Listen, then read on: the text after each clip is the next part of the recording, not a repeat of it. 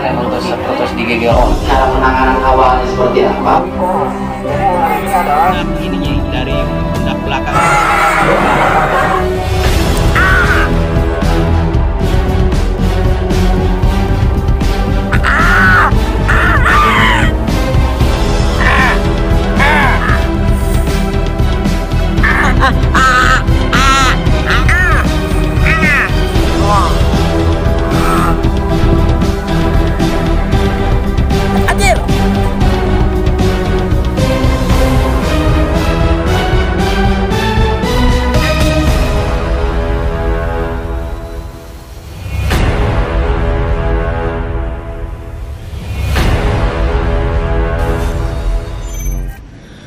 Halo teman-teman, kembali lagi. Kali ini saya tidak keluar dulu, tidak bikin konten dulu di luar.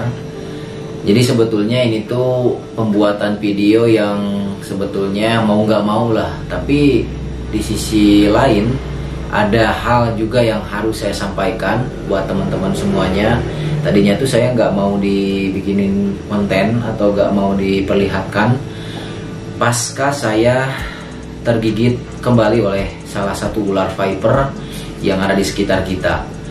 Dan sebelum saya membahas kronologi serta efek yang terjadi pada tangan saya, jadi kembali saya ingatkan buat teman-teman semuanya, subscriber saya yang nonton dimanapun. Jadi saya tegaskan lagi, sekali lagi dengan keras, bahwa video-video yang ada di dalam video Sahabat Alam ataupun channel saya itu tidak diperuntukkan ditonton oleh anak-anak. Sekali lagi saya tegaskan, jadi video-video saya di channel saya, khususnya di Sahabat Alam, jadi itu tidak untuk ditonton oleh anak-anak, terkecuali mungkin anak tersebut kalau menonton video-video saya harus didampingi oleh orang tua. Dan sudah jelas bahwa ketika saya mengupload video, sebelum kita mengupload video pun mungkin para konten kreator yang lain sudah paham bahwa pengaturan yang dibuat oleh YouTube itu sudah jelas bahwa video kita ataupun konten kita, kategori konten-konten kita khususnya di Sahabat Alam itu tidak diperuntukkan untuk anak-anak.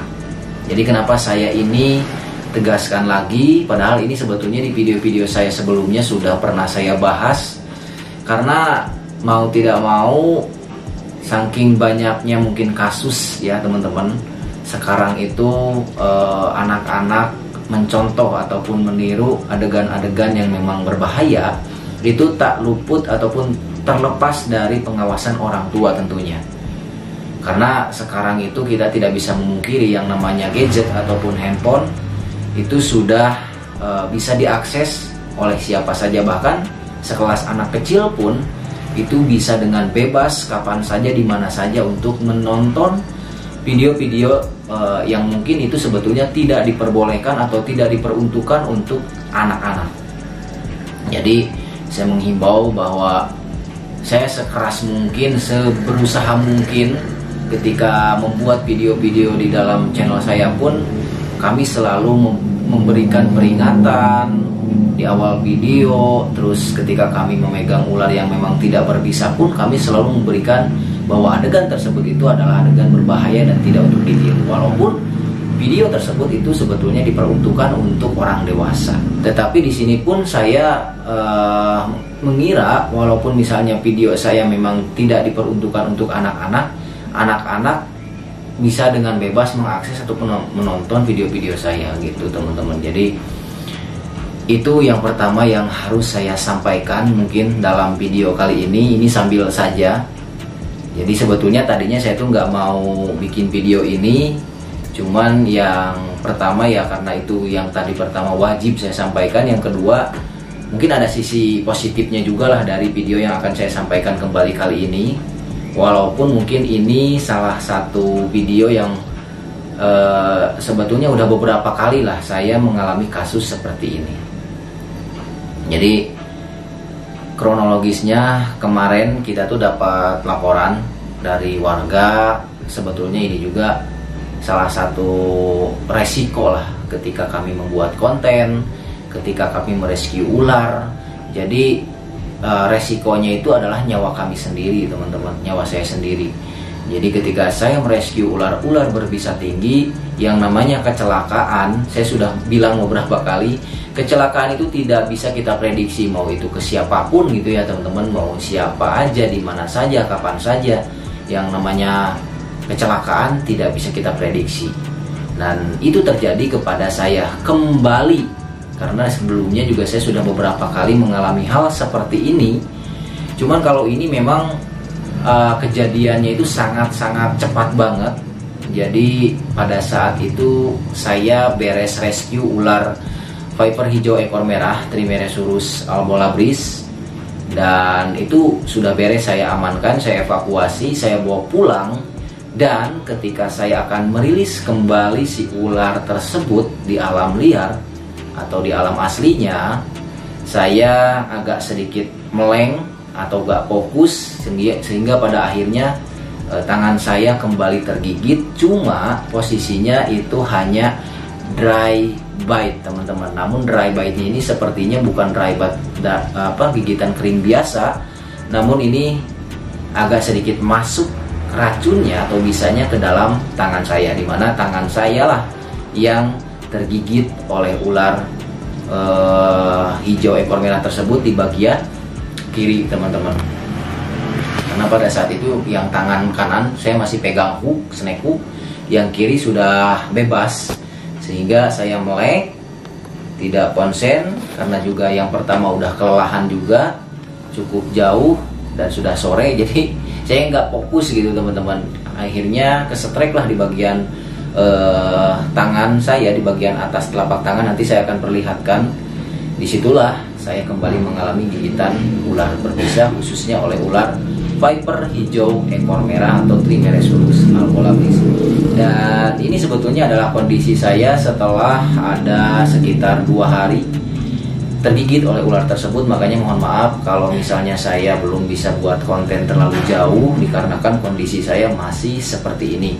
Tapi tenanglah, masih ada beberapa stok video yang nanti bisa saya upload buat teman-teman semuanya. Dan sekali lagi saya berhasil selamat dari bisa ular yang sangat berbisa tinggi, ular hijau ekor merah, berkat imobilisasi dan berkat beberapa trik serta pengalaman yang saya miliki teman-teman. Dan tentunya ini tidak terlepas dari yang namanya imobilisasi. Ya, sekali lagi saya ingatkan, saya berhasil selamat tanpa ada cedera yang begitu parah ataupun efek yang begitu parah berkat imobilisasi ini teman-teman. Dan bisa kalian lihat, ini sebetulnya kita tinggal buka pembidayaan saya, karena ini sudah hampir ke 48 jam, karena saya sudah 2 hari lebih lah sebetulnya melakukan proses imobilisasi ini. Walaupun sebetulnya terkadang saya buka terus saya ikat lagi, karena memang untuk melihat dan mengecek di area tangan saya, takutnya ada sesuatu yang masuk ke fase sistemik.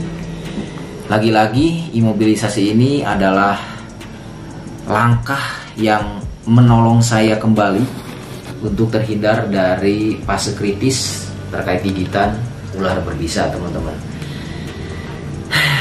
Sebetulnya saya tuh dilema ketika bikin video-video seperti ini tuh, kadang banyak juga orang yang menyalahkan bahwa ada orang yang memang melakukan proses imobilisasi seperti ini tapi masih terjadi ke fase sistemik atau mungkin bahkan ke kematian.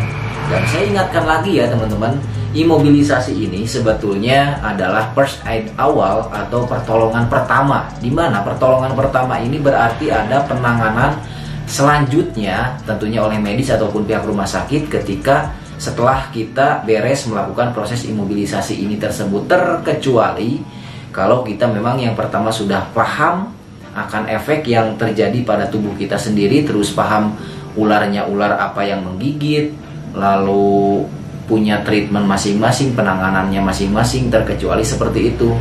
Makanya itu saya lakukan. Dan kenapa saya nggak pergi ke rumah sakit ataupun medis? Karena yang pertama, saya sudah tahu bahwa ular viper itu nggak ada anti serumnya di Indonesia. khususnya ular Trimeresurus albolabris. Jadi untuk Viper itu yang baru ada antibisanya di Indonesia hanya Calocelasma rhodostoma atau ular gibuk, teman-teman. Jadi ini juga beberapa kali saya sampaikan bahwa antibisa ular di Indonesia itu hanya ada satu dan hanya bisa mengcover 3 jenis ular. Ular welang, ular kobra Jawa, dan Calocelasma rhodostoma atau ular gibuk. Sedangkan ular-ular yang lainnya itu nggak ada. Makanya inilah resikonya ketika kita tergigit oleh ular berbisa itu ya, kalau misalnya kita nggak survive atau nggak kuat imun kita, berarti kita mengalami fase sistemik bahkan ke kematian. Makanya saya himbau lagi, kegiatan-kegiatan yang kami lakukan apalagi sedang berinteraksi dengan ular yang berbahaya dan berbisa itu tidak untuk ditiru, karena resikonya adalah seperti yang saya alami ini. Bahkan kalau misalnya mungkin tidak bisa ataupun tidak paham terkait first aid awal pertolongan pertamanya, bisa saja itu masuk ke fase sistemik atau kematian, teman-teman. Nah, oke, teman-teman, mungkin saya tidak akan terlalu panjang lebar menjelaskan terkait proses imobilisasi, terus ya pokoknya untuk menjelaskan hal-hal tersebut itu butuh waktu yang agak sedikit lama dan detail. Jadi kalian bisa nonton video-video saya sebelumnya terkait pengertian atau praktek daripada imobilisasi itu seperti apa, teman-teman. Dan yang ingin saya tekankan di video kali ini adalah ini real, asli, bukan settingan, dan kita akan coba lihat efeknya seperti apa. Takutnya nanti saya dikira bohongan, dan kalian juga sebelum saya buka proses bidai saya, tangan saya ini yang tangan kanan, sedangkan yang tergigitnya dari area tangan kiri. Dan bisa kalian perbandingkan, mungkin kalau dari kamera kelihatan nggak? Kelihatan. Nah, kalau yang ini mungkin normal lah. Kalau ini lihat agak sedikit, bukan agak sedikit lagi ya, mungkin bengkak ya tuh, kelihatan tuh bengkak. Nah, tuh seperti ini. Dan ini kenapa saya akan buka sekarang. Yang pertama, saya sudah tidak mengalami lagi fase yang sangat menyakitkan ataupun fase lokal lah disebutnya, karena saya rasa ini sudah cukup aman. Dan yang kedua, ini sudah lewat 48 jam. Sekaligus saya pengen lihat sejauh mana pembengkakan ini maju dari bagian tangan yang tergigit sampai ke area tangan saya ini nih. Karena di dalam proses imobilisasi ini yang harus diperhatikan juga adalah bukan hanya mengikat seperti ini, bukan hanya membidai seperti ini, melainkan kita juga harus bisa menganalisis cepatnya pembengkakan ataupun efek yang terjadi pada tubuh kita, teman-teman.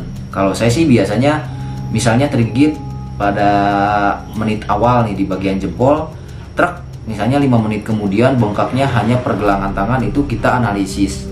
Terus dari pergelangan tangan nih misalnya lebih cepat, truk lagi misalnya ke bagian agak atas.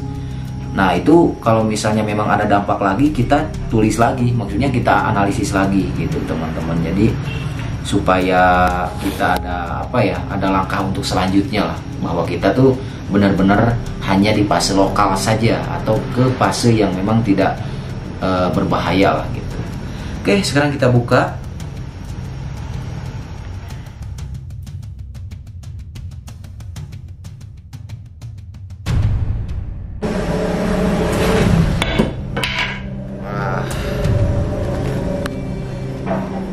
Oh goodness.